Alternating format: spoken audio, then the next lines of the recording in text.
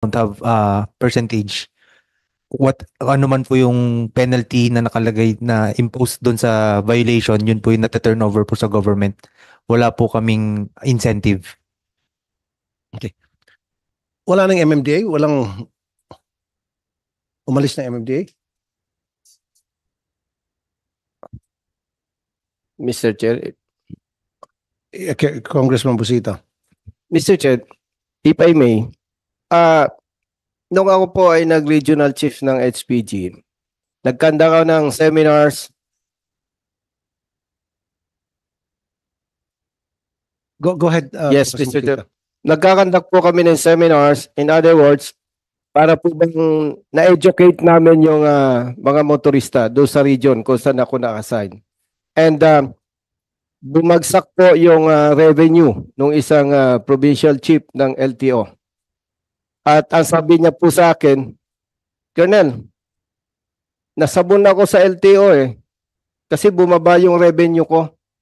Tanong ko lang po, Mr. Chair, sa LTO, kasama po ba sa performance rating ng district offices yung amount or revenue collection nila periodically?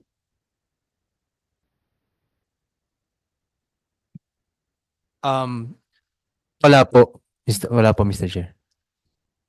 Kasi nasusundan ko yung kay Honorable Senator Tulfo Dahil for so many times, nakita po natin parang may pwersa doon nagtutulak sa enforcers ninyo sa LTO Kahit mali-mali huli, talagang pinipilit nila Plus yung information nga po na nasabon yung kilala kong district officer dahil bumaba daw yung collection niya sa apprehensions. Siguro dapat makita rin dito, Mr. Chair.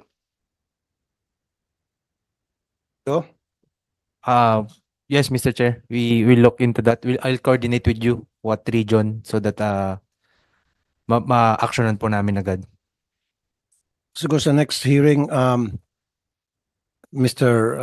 Greg Pua ng LTO, kayo, HPG, MMDA, and then of course DILG para sila nang bahala doon sa mga LGU, yung traffic enforcement group ng mga LGU.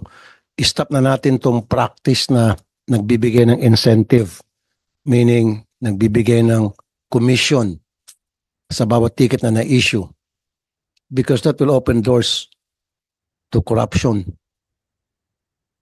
o extortion. Diba? Bakit natin bigyan ng commission yung bawat ticket na na-issue? Nandiyan MMDA? Ha? Pailan mo kayo ng contempt yan?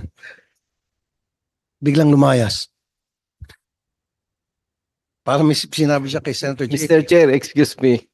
Katabi ko po sila at nagpaalam sa akin.